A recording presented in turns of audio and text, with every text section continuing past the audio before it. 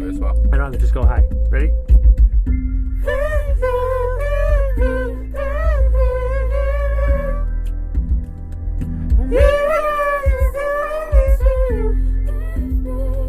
I had a dream that we got Hamilton tickets. This was last night.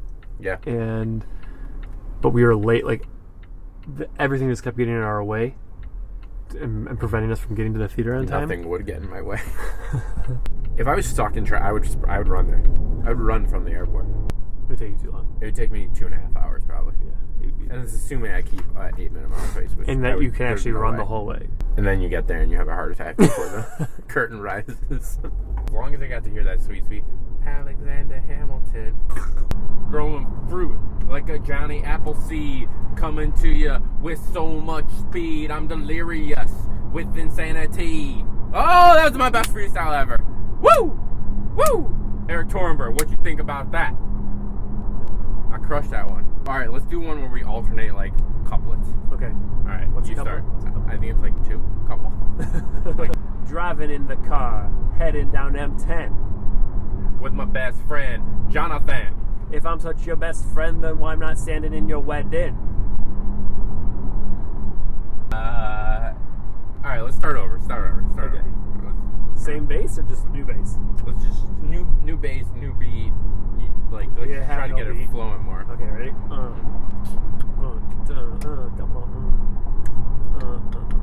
Driving the speed limit, cause I ain't. Okay, no, that's.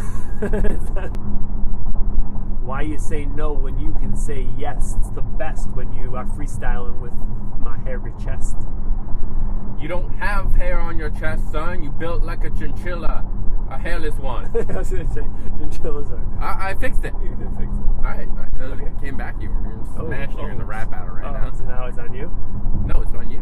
Right. Right. Okay, fine. I may be hairless on my body, but at least I got hair on my head. You're thinning like an old man who's almost dead. Oh! I might not have hair on my head. Oh, yes, I do. But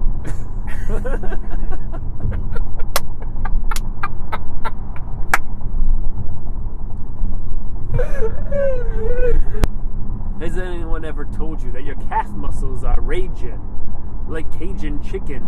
I like to nibble on a pigeon's head when I'm feeling very tired.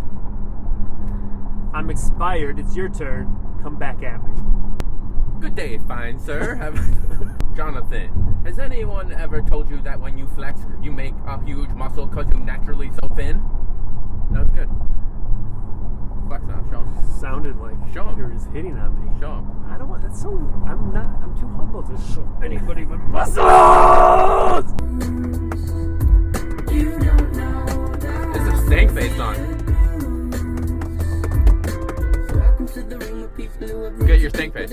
Well, You look like you're like puckering up for a weird kiss with a grandma. that's what it's supposed to do.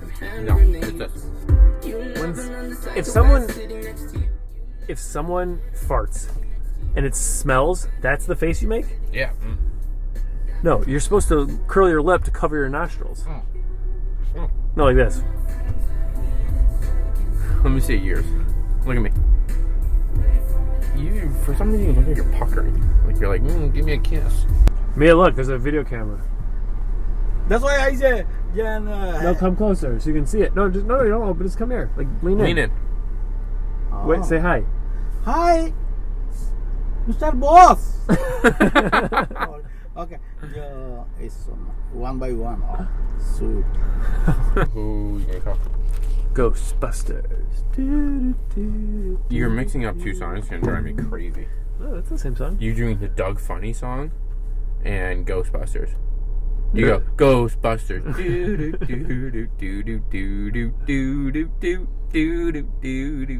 They stole their song from Ghostbusters? You're doing it wrong. Ghostbusters.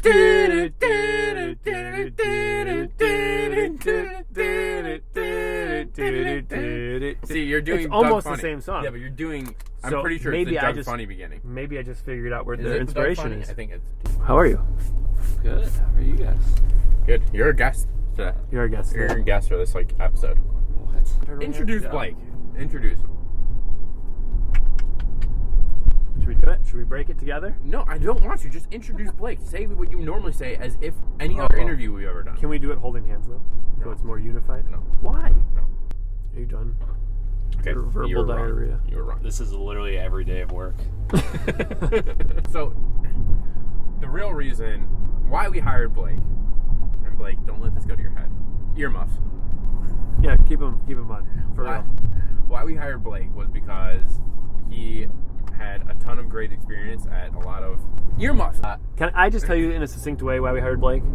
Because he's incredible. He hustles extraordinarily hard. Earmuffs? What? And he just has this incredible way of surfacing really unique deals that no one has ever heard of. Yeah. Period. Amazing network. That's very differentiated from myself and Jonathan. Right. Because I have a network, you have zero network, and then he's got a unique proprietary network.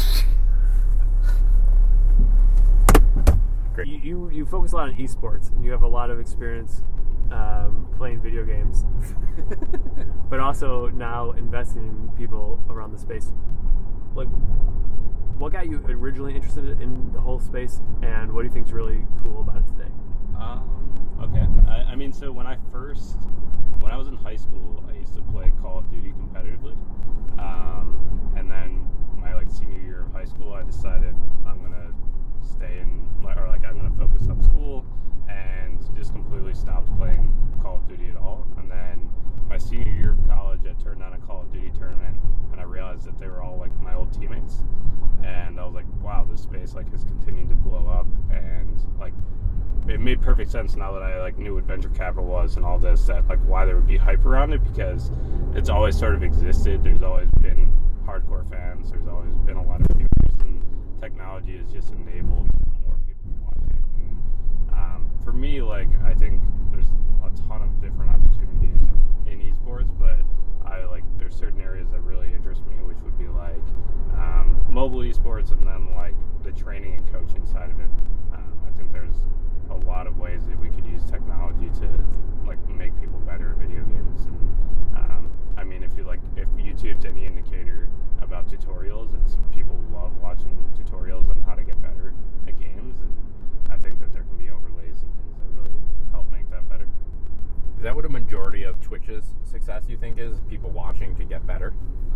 I think there's there might be the intent for why they started to watch it, but I think they stay for the entertainer.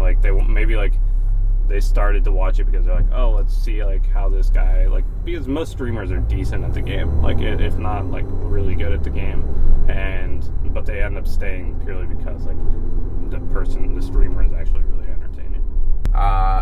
What's the biggest lesson or thing you've kind of taken away so far in the first 4 months? It's super early, but maybe something that didn't match your expectations, or something. That's tough. Nugget. FOMO is everything in this industry. Literally, the fear of missing out is, I feel one of the biggest drivers of why people actually make a lot of investments. And so I have a ton of respect for lead investors, where they are really confident, especially at the seed stage. Then it seems against all odds you found a venture capital job in Detroit. What gave you the confidence to say this is what's going to happen, and then the kind of ability to just pursue it and make it happen? Because a lot of people would have just been discouraged and given up by then. Yeah, no, I think it was I don't know. I think it was just really I wanted to do it, and I think the more that people told me that it wasn't possible, I just was motivated by that, and was I want to try and do it. And I don't. That's always been sort of my personality, is once someone tells me you're just never gonna be able to do it, I'm okay, well I'll just work harder and figure out a way to get in. If you were not working in VC and you were to start your own company, what kind of company would it be? Definitely something involving logistics and supply chain. Just based off of what I've studied and my experience, I've seen a lot of very clear pain points with supply chain and logistics in general, and procurement. And I think it's just an industry that's really overlooked, and there's a ton of opportunity to build awesome companies in that space. There's a curtain, and behind that curtain are 3 individuals. You ask them one question, and based on the answer, you have to marry one of them on the spot. What's the question you ask? Do you like startups? Wait, no, listen. What a terrible no, answer. listen. You like Starbucks? Because so the bad. answer is if it's no, then Listen, you I will just- probably marry you. I don't like talking to a significant other about startups or tech or anything that like. Wait, you don't like talking to your significant other about startups? No, I need someone that like is like. You're I talking get about that. this It's too like, much. you know, like my wife, I don't think would have liked to have married a doctor too. Yeah, I get it, but But that's a bad question. It's not like, okay, great, she doesn't like startups, but she likes Satanism. What are some of the characteristics of a founder that you really, really like and you enjoy talking to them, even if you're not even excited about the company necessarily? Yeah, I mean, I think like the biggest is can they communicate what they're doing? Like, every single pitch I listen to, I'm like, would my mom like understand it? I think even really technical products, like you can hear from good founders, like that they're able to explain it in a sentence or two, like a very concise way that even my mom would probably understand what they're working on. First of all, we are really excited that you're part of the team. I mean that sincerely. And I'm pumped to see where, you know, we all take this in the future. Thank you for joining us. Do you have a favorite song right now? Alaska by Maggie Rogers. Good choice. Well, that was convenient. Did you do that just because you saw it there? No, what? Oh, really? Yeah, no, I literally didn't see that there. Like, All right, let's hear you take sing it- this song. Take us Kick home. us out. Take us home. Alright, hit these high notes. Well, but go.